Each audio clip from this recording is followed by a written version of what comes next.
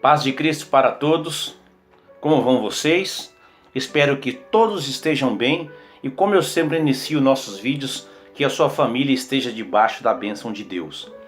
Eu quero meditar com você aqui no Salmo de número 42 da nossa Bíblia Sagrada.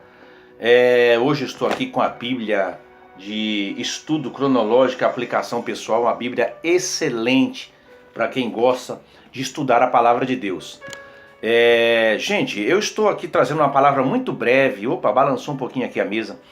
Sobre algo que eu vivenciei recentemente, não só eu, mas como a minha família também, minha esposa. Eu acredito que alguns de vocês já acordaram com aquela sensação ruim, aquela sensação depressiva, opressiva, uma pressão psicológica, um sentimento de derrota, um sentimento de tristeza, de impossibilidade, de limitação, e que muitas vezes leva a gente a ficar num estado depressivo. E um dos malefícios que mais eu vejo ocorrer hoje, no nosso tempo moderno ou pós-moderno, é o medo. Medo do futuro, incerteza sobre as coisas que virão. Muitas vezes os nossos medos nós ficamos preocupados em como vamos cuidar da nossa família, como vamos cuidar dos nossos filhos, o que será do nosso emprego, o que será da nossa saúde, o que será que vai acontecer no momento próximo. Muitas vezes são problemas que nós temos que resolver, alguma coisa que nós temos que resolver alguns dias depois, alguns meses depois, e que nos trazem angústia, nos trazem uma sensação de que nós não vamos conseguir alcançar o nosso objetivo, e isto, consequentemente, vem nos trazer este sentimento de que nós estamos fadados ao fracasso. Eu quero ler aqui o Salmo 42 porque um homem, ou alguns homens, também vivenciaram isso nas Escrituras. Nós temos aqui o Salmo 42, e este salmo ele foi escrito pelos descendentes de Corá, que eram os músicos e assistentes no templo, no tempo de Davi. Salmo 42. E este sentimento levou o salmista ou os salmistas a terem sede de Deus, a terem desejo de Deus. É quando essas pessoas se sentiam sozinhas, quando se sentiam oprimidas, e muitas vezes é assim que você se sente. É assim que nós nos sentimos sozinhos, oprimidos. Existem momentos, irmãos, que nós não temos a quem contar as nossas mazelas, porque infelizmente as pessoas não poderão nos ajudar. Algumas vezes você até corre atrás de um e de outro, na esperança de que alguém possa te ajudar, mas você percebe que até pessoas que você já ajudou, eles viram as costas e lhe abandonam sozinho. Mas existe um que jamais te abandonará. Mas o salmista escreveu o Salmo 42.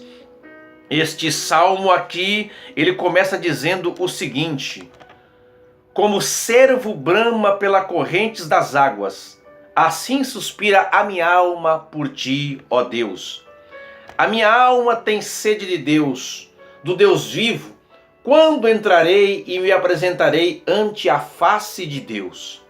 As minhas lágrimas servem-me de mantimento de dia e de noite, porquanto me dizem constantemente: onde está o teu Deus? Quando me lembro disto dentro de mim, derramo a minha alma, pois eu havia ido com uma multidão, fui com eles à casa de Deus como voz de alegria e louvor, como a multidão te festejava.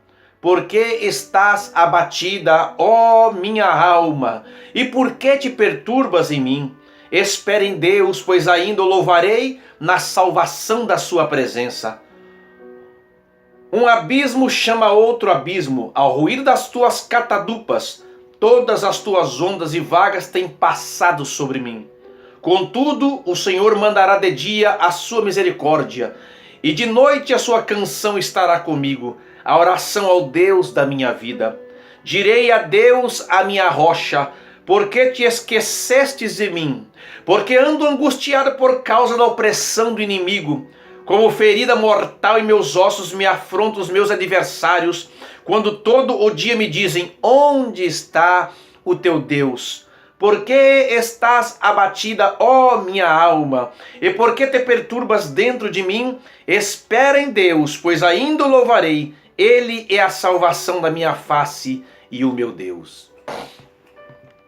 Aqui eu vejo o salmista, ele se derramando diante de Deus, mas ele coloca esperança em meio à sua prova, em meio à sua angústia. Isto aqui é lindo na vida de um verdadeiro cristão.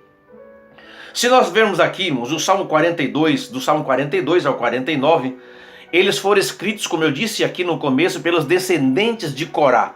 Vocês se lembram que houve ali uma rebelião contra Moisés, isso está registrado em Números capítulo 16, do versículo 1 a 35, se rebelaram contra a autoridade de Moisés, e dentre esses rebeldes, liderando essa rebeldia, estava Corá. E ele foi morto, mas os seus descendentes, inclusive escreveram os Salmos 42 ao 49, eles permaneceram fiéis a Deus e eles continuaram servindo no templo até chegar ali o período de Davi. E esse clã de Corá, ele serviu a Deus no templo e especialmente no coro. Isso você vai ver, eu registrei aqui em 1 Crônicas capítulo 6, do versículo 31 ao 38.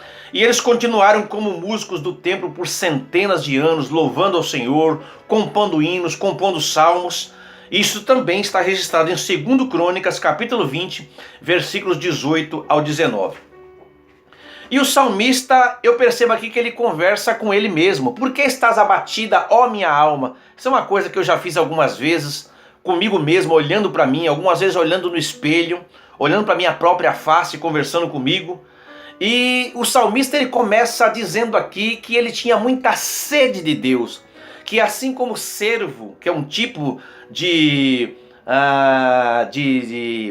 é um animal parecido, semelhante ao veado, ele semelhante ao antílope, ele é o cervo. O cervo, ele tem sede de água, especialmente naquelas estações aonde a água se torna escassa, aonde a vegetação se torna rara. E muitas vezes esse animal ele vai farejando, não é? Isso é uma beleza da natureza, até que ele consegue encontrar fontes de água. Às vezes ele anda quilômetros e ele consegue encontrar uma fonte de água. E o salmista estava dizendo que assim como o cervo desejava as fontes de água e bramavam pelas fontes de água, ele também estava desejoso de Deus, da dependência a de Deus. Irmãos, e uma coisa linda é que aqueles que desejam a Deus, aqueles que desejam encontrar a vida eterna, só a encontrarão em Deus. Quando este salmista aqui sentiu-se separado de Deus, ele não conseguiu descansar, ele não tinha paz. Algumas vezes esse sentimento depressivo, algumas vezes esse sentimento de abandono, algumas vezes, ou boa parte delas, significativamente, o bom percentual deles é a ausência de Deus. É quando nós muitas vezes nos tornamos displicentes. Às vezes estamos nas correrias da vida, às vezes nós estamos buscando os objetivos da vida e a nossa correria é tanta que nós não temos tempo para parar e para entender que a nossa vida, o nosso sucesso, o nosso êxito, ele é um resultado da busca sedenta de Deus.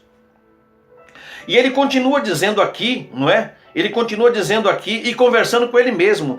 E ele mostra aqui que a vida dele dependia disso, de estar próximo de Deus. E a pergunta que eu te faço nesta manhã é: você tem sede de Deus? Você já parou para pensar que Deus é o centro de todas as coisas e que a nossa vida está na mão de Deus? Veja que o salmista ele escreve aqui no versículo 4, ele disse que derramava a sua alma, pois ele ia para as festas que havia lá em Jerusalém, né? Ele estava desencorajado porque ele estava distante de Jerusalém, ele estava exilado em um lugar, ele não podia adorar a Deus no templo, ele sentia saudade de buscar a Deus no templo, na casa do Senhor. E durante as festas, né, que Deus deu, ele se lembrou que muitas dessas festas ele estava lá e ele gostaria de estar de volta naquele lugar de adoração. E eu percebi aqui que o salmista estava depressivo. E a depressão é a doença do século 20 e 21. A depressão é uma das aflições emocionais mais comuns que nós estamos vendo hoje. Nós estamos vendo pessoas que, quando chegam no ponto máximo da depressão, ou elas tiram a sua própria vida, ou elas tiram a vida de outras pessoas. Vocês estão vendo isso nos noticiários. Muitas pessoas hoje estão infestando os tratamentos médicos, os hospitais, as clínicas, recebendo na mão comprimidos antidepressivos, como Gardenal, Diazepam, Rivotril e tantos outros. Mas muitas vezes a doença é na alma, a tristeza na alma, a angústia, esse sentimento de derrota, ele parte de dentro para fora por causa da ausência de Deus. E um dos antídotos para que essa depressão ela possa sair, ela possa ser varrida para fora do corpo, é meditar na palavra de Deus, é buscar a Deus, é se aproximar de Deus. Este é o grande remédio para a humanidade, a aproximação com Deus, é sentir que Deus está perto, de que Deus está lhe assistindo, lhe cuidando, lhe abençoando. Eu trabalhei no Hospital Pinel de Pirituba durante um período e eu me recordo que todas as manhãs faziam aquela fila em frente a uma pia, eles recebiam 3 comprimidos nas mãos e passavam o dia vegetando. Mas um dia foi permitido que alguns grupos cristãos entrassem ali e começassem a realizar cultos de adoração a Deus, cantar hinos de louvor ao Senhor, leitura da palavra. E muitos daqueles pacientes, eles voltaram ao convívio comum, ali dentro mesmo. Alguns se ficavam presos, não podiam estar ali se socializando com os outros, agora estavam voltando ao convívio comum e alguns já estavam passando alguns dias com a sua família no final de semana em casa e outros foram curados completamente pelo poder da palavra de Deus. A palavra de Deus, ela é remédio, não é? Ela é um antídoto contra a depressão porque ela registra a bondade de Deus. Então, a partir do momento que nós começamos a dominar a nossa mente, claro, sujeitando-a à palavra de Deus, com certeza Deus vem nos ajudar. Então, quando você se sentir deprimido, triste, abatido, não desanime. Comece a ler a palavra de Deus. Coloque louvores de adoração a Deus para você escutar no seu lar. Encoste um pouquinho a cabeça, feche os olhos.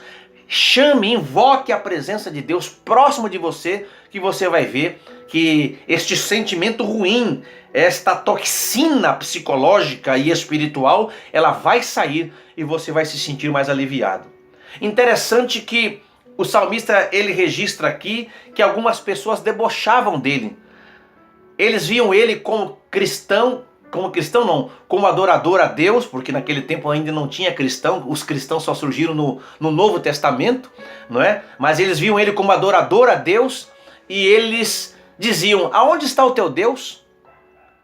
Tem uma parte aqui que ele diz aqui que eles diziam de dia e de noite: aonde está o teu Deus? Já aconteceu isso com você? As pessoas dizerem: ué, mas você é um cristão, você é crente? Você anda com a Bíblia debaixo do braço, indo para a igreja todo domingo, todo dia, e vive uma vida dessa? E algumas vezes a gente vê que algumas pessoas que não professam o nome de Deus, estão afastadas de Deus, vivem uma vida boa. Vivem uma vida boa, uma vida tranquila. E você que é um cristão sempre na prova, na provação. Mas irmão, talvez você já tenha sido como os salmistas do Salmo 73. Quando ele diz lá, depois você lê esse salmo, que ele tinha inveja dos ímpios, porque ele via a vida boa que eles levavam, e ele, como um servo de Deus, muitas vezes vivia uma vida de tantas provações, de tantas dificuldades no caminho. Mas quando chega no versículo 17, ele diz assim: até que então eu vi o fim deles. A diferença está aí. A diferença é que muitas pessoas têm tudo, têm riquezas, têm posses, têm bens, mas são vazios espirituais. Procuram se apegar na fama, procuram se apegar com as coisas desta vida. Eles procuram ostentar alguma coisa que tenham para se sentir queridos, para se sentir, para atrair amigos. Mas quando colocam a cabeça no travesseiro estão vazios, recorrem às drogas, aos remédios. Estão sempre buscando preencher o buraco que está dentro de si com um entretenimento passageiro, com divertimento temporal. Mas querido, Você pode estar sozinho, você pode não ter muitas posses, mas se você tiver Deus dentro de você, você tem a maior riqueza que um homem pode ter. Eu quero te deixar essa palavra nessa manhã. Busque ao Senhor, se aproxime de Deus. Existe uma alegria que ela é inesgotável. E ainda que você esteja no vento, na tempestade, mas você sente dentro de você esperança. Você sente no fundo de você que o seu homem interior vai se renovando. Você percebe que quando você ouve louvores de adoração a Deus e quando você medita na palavra, nesta palavra, você percebe que começa a haver uma mudança, uma alegria. Se você amanheceu com medo neste dia, descansa em Deus. Deus está te vendo. Deus conhece a tua vida, Deus conhece a tua alma, Deus conhece a tua família, Deus conhece a tua causa. Nenhum dos cabelos da vossa cabeça deixaram de ser contados por Deus. Deus te conhece ainda antes que você viesse a este mundo. Ele tem um caminho e um plano traçado para você. Apenas suporte a prova, porque depois que você sair do outro lado, você vai cantar o hino da vitória. Existem situações que para nós, para mim, para você, para o homem, não tem jeito mais. Parece que a pedra está em cima e o nosso destino já foi selado. Mas existe um que abre porta onde não tem parede. Existe um que ele mexe com as circunstâncias do tempo. Ele mexe com os elementos que ele tem à disposição. E ele tem tudo sob o seu controle para que você chegue com o seu barquinho ao porto desejado. Quando você disser para a sua alma, por que estás abatida, ó minha alma? Responda para ela, eu estou esperando em Deus. Minha alma espera em Deus, como disse o salmista. E você vai ver que aqueles que têm confiança em Deus, eles alcançam a vitória. Deus trabalha por aqueles que nele esperam. Deus supre a necessidade daqueles que clamam a Ele, que andam de coração quebrantado e contrito, esperando pela sua providência. Descansa em Deus, tenha um bom sábado, tenha uma boa semana. Descanse na palavra de Deus. Esta palavra jamais ela falha. Eu não estou falando aqui a minha palavra, eu não estou dando a minha palavra, eu estou falando a palavra de Deus, inspirada pelo Espírito Santo. E eu tenho certeza que alguém nesta manhã precisava ouvir esta palavra. Que Deus te abençoe, filho. Que Deus te abençoe, minha querida irmã, meu amigo, que Deus te abençoe. E nunca se esqueça de que Deus é o centro de todas as coisas.